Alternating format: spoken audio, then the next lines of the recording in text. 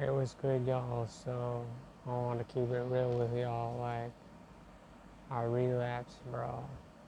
Like, I was just feeling like this strong need to just numb my pain, bro. So, because it was like a really long day, like driving my brother around, and we were gone for like a very long time, bro. And I just had to like numb this pain, bro. So like I was just playing video games, and I even relapsed on the jerky, and I felt so much guilt, bro. And I was like telling myself like, what if, bro? What if that I wasn't like doing these things that was like consuming my time, bro? These things that consume your time, they demotivate you from doing like whatever, what you want to do, what you know is best, what you know is best for you, bro. These things that these meaningless things that control your life will stop you from doing what you know is best for you. And that reminds me of like that book, 12 Rules for Life. One of the rules is make friends with people who want the best for you. And like, how many opportunities did y'all miss because like you wanted to talk to like a really attractive girl, but you were thinking, oh, that is too much work, or like, oh,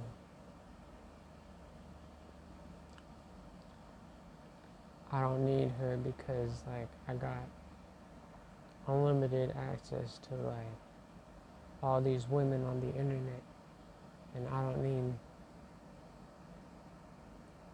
need to be approved by these women in real life when I could just go on the internet and look at these women they're like bearing it off of me, bro. And I don't need it. You don't even need to be approved by them. Be looking at them bearing it off of me. And bro, I remember in that book, 12 Rules for Life, they were talking about how you need to focus on good morals, bro, because like focusing on these bad morals, bro, that's just gonna confuse you, bro. And like if you just forgot about these bad morals, bro, and if you like replaced like this constant justification of bad morals, if you replace that with like good morals, then in the long term, that's always going to be what's best for you, boys. And bro, I've been trying to like apply what these people have been teaching me about how like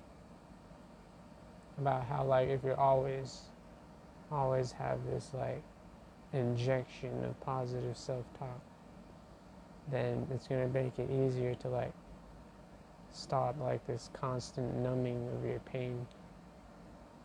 You know, if you have like all this positive self-talk to replace the pain, bro, then you're not gonna need to numb this pain with like this these extreme emotional spikes like playing video games or watching porn and doing the jokey. I know y'all be doing that, bro. Y'all gotta stop that. Anyway, bro, I wanna tell y'all that I was like the master at Tears of the Kingdom, bro. And this boss was really hard, bro. Like, especially when he climbed up on the ceiling, bro, and like I was meant to like hit his legs with Yonobo. And it was like really hard to aim because like he was crawling all over the place on the ceiling. And he was like throwing all these explosive rocks at me, bro. But I conquered in the end, bro. I defeated him, and now I'm I'm off to Gerudo Town. I'm about to find the next hero in Gerudo to join us in our battle against Ganon, bro. We're gonna take him down. And that got me thinking about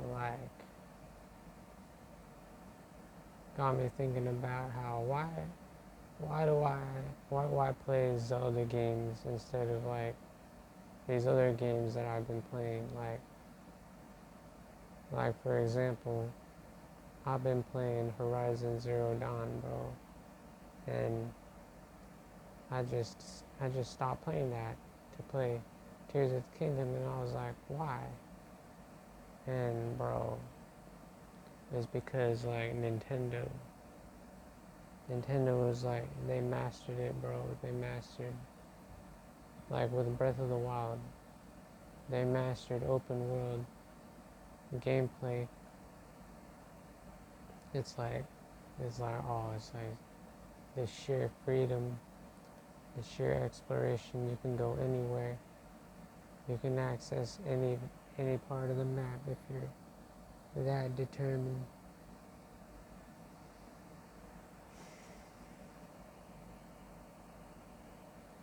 And like also at the beginning of like a lot of these other games, there's not like a clear villain. And if there's a clear villain, and like bro, like in Harry Potter, they establish the villain in the first book, and it's like, and like throughout the series you feel like there's like this inevitability, Harry and Voldemort are gonna lock horns in this epic battle, and it's like this inevitability that got y'all so hooked in the series, bro. You're reading 7 books because of like this inevitability that Harry and Voldemort are gonna lock horns. And just like with Zelda, you know that Link and Ganon are gonna, bro, from the beginning, you know that Link and Ganon are gonna lock horns in the end, and y'all so eager to see how it ends. But with some of these other video games, bro, you're not even sure who the villain is. And like, I know like The Witcher 3 is a good game, but you're not really sure who the main villain is in the beginning. All you know is that Geralt is going to find Yennefer, and I guess there's like some mystery behind like, why is he going to find Yennefer? And that kind of interests audiences, but you don't know like who the main villain is, and like maybe like if Geralt looking for Yennefer had something to do with the main villain, then audiences would start to feel this building suspense of like, oh, so he's going to meet Yennefer, but how is this related to like the main villain of the plot? And if they were able to like make this like related to like the main villain of the plot, then that could keep audiences in suspense of like, oh, how is this gonna lead to them? How is this gonna point them in the direction of the main villain in the plot? Bro, I'm gonna keep it real with y'all because y'all know that's all this channel is about, bro. It's about being 100% real with my fans, bro. And I was, I went out into the kitchen and I saw that something was cooking. And so I looked in the air fryer and I saw it was some hash browns and I was like, ooh, these hash browns look really good. So I grabbed one hash brown out and I put some ketchup on it, and then I saw that the bathroom door opened and it was my brother, bro, and I thought, so these are my brother's hash browns. And I'm eating my brother's hash brown, and I developed like this guilty conscience, you know? And so like, I just ran to my room, bro, and ate that, and I feel really guilty because like I know that my brother had work today, bro. He was working from like 6 a.m. to 2 p.m. And then you gotta navigate that whole ride back on an e-scooter, bro. He don't got no car. He don't got no license. He only got his e-scooter and his go-kart to take the train. And that's it, bro. And so like I felt so guilty because like, was he eating like two hash browns for lunch, and I ate one of his hash browns, and like 2 hash browns is already such a simple meal, and I just subtracted like half of his lunch, and I just developed such a guilty conscience, and I thought, oh, maybe I shouldn't have grabbed that hash brown, you know, maybe I should have asked around and see if whoever cooked those hash browns were willing to share, but it's all water under the bridge now, boys. Oh, you know how I was talking about like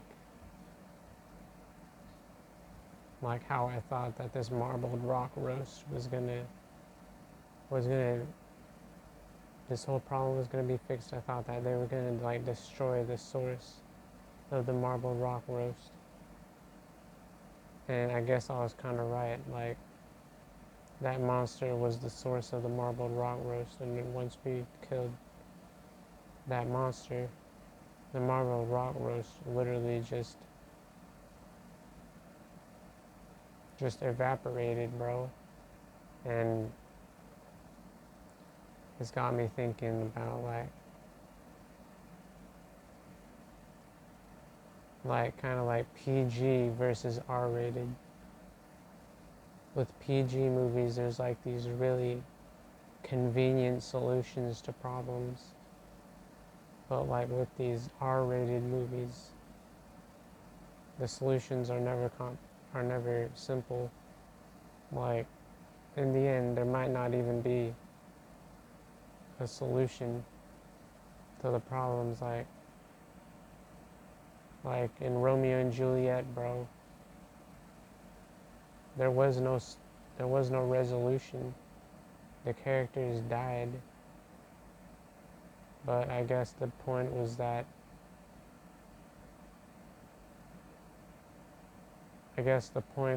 like one of them couldn't live without the other, and so they killed themselves. And if I could change one thing about Romeo and Juliet, bro, it would be that Romeo, bro. Romeo just was at peace with, you know, Romeo was at peace that Juliet was living a good life, and she was being treated real well by her family, as long as she didn't mess with any Montagues, and Romeo was just keeping his distance because it was what was best for Juliet, bro. And bro, this reminds me of this one song, bro. It was by, what's her name? It was like Haley Steinfeld, and it's called "Let Me Go," bro. And the song's about this girl. She's like, she's like hoping that somebody's loving this guy in the way that she can't, and somebody's taking care of like the mess she made, all this drama that she was leaving in the guy's life. But she meant well. She really meant well for this guy, but she was adding all this drama to this guy's life, and she's just ready to let him go and let the guy go and let the guy find a girl who treats her better than she can. And this reminds me of another song. Yeah, this reminds me of another song. It was like Shawn Mendes, "Treat You Better." And this song is a little different, you know. He's talking about how he's gonna treat the girl better than the other guy can. He's like, you know, I could treat you better than he can, because any girl like you deserves a gentleman. Tell me, why are we wasting time on all your wasted crying, when you could be with me instead? Baby, I could treat you better than he can. And like this got me thinking about like all these guys in a relationship, and I'm like, girl, why are you with this guy? I could treat you way better than he can. And this got me thinking about how like the most intelligent men are like the ones who ain't in a relationship. You know, Isaac Newton. Isaac Newton was like the scientist, and like he literally died a virgin, bro. He ain't been with any women like that. And so this got me thinking about like how like I could be the one in a relationship, but because I'm like thinking about like too many things that can go wrong, and that's like a sign of like intelligence, bro. Is you're just thinking about too many things that can go wrong, and that's stopping you from acting, bro. But I could be the one who's in like the things that her man do for her, bro. I could be that guy, but I'm just thinking about all these things that can go wrong.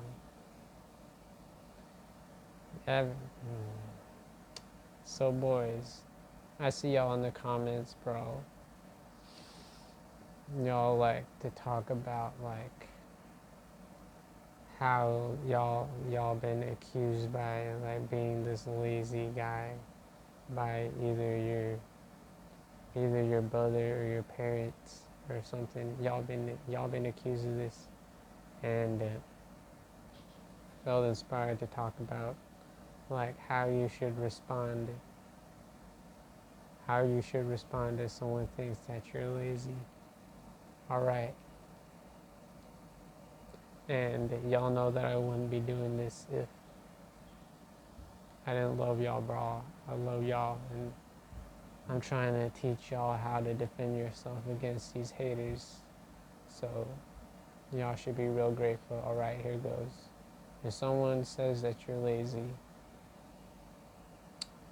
I think it's nice that you got off your fat ass long enough to call someone else lazy. So you see that? I kept it real simple.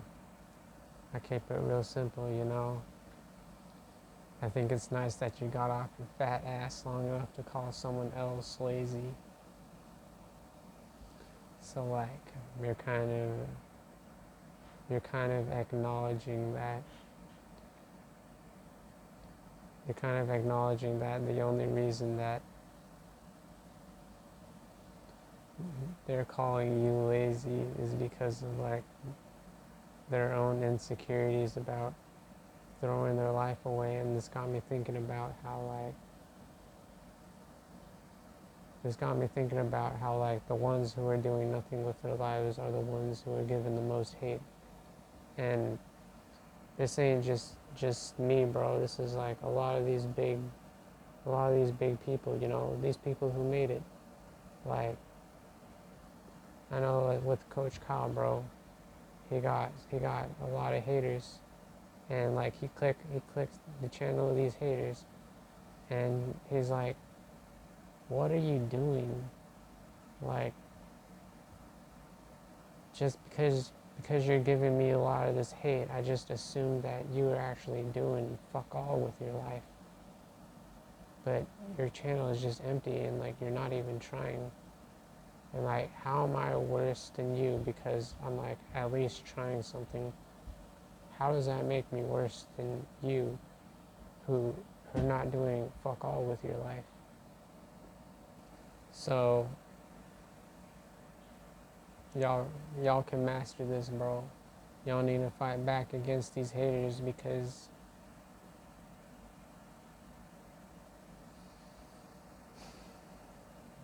y'all are gonna be rich and famous and known by everybody.